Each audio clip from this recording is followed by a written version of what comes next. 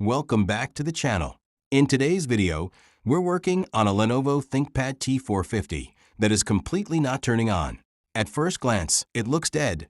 No lights, no response, nothing at all. So before starting the repair, I want to clearly show you the exact issue so you know what this video is about. As you can see, when I press the power button, the laptop shows no signs of life. The charging light doesn't blink, and the system doesn't react. This usually indicates a power-related problem, and that's exactly what we are going to fix today. Before opening any laptop, a quick reminder: always follow basic safety precautions. Make sure the laptop is powered off. Disconnect the charger, and if possible, remove the external battery. This prevents accidental short circuits and protects both you and the device. Now, let's move towards the repair. I flipped the laptop over and began removing all the screws from the back panel. Once all screws were out, I used a plastic scraper to carefully pry open the back cover. It's important to do this gently, working your way around the edges to avoid damaging the clips. After a few moments, the back cover came off smoothly. Inside, the first thing I did was disconnect the CMOS battery connector.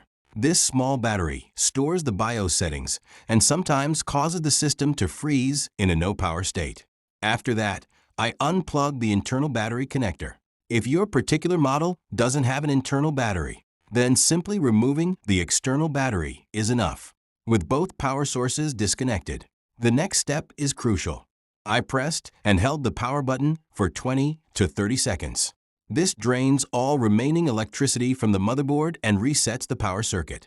It's a simple method, but it often solves the problem. Now it was time to test. I connected only the charger, and finally, the laptop powered on. The ThinkPad logo appeared on the screen, and the system came back to life.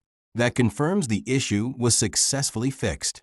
After verifying everything was working, I reconnected the CMOS battery, attached the battery pack, and carefully placed the back cover back in its position.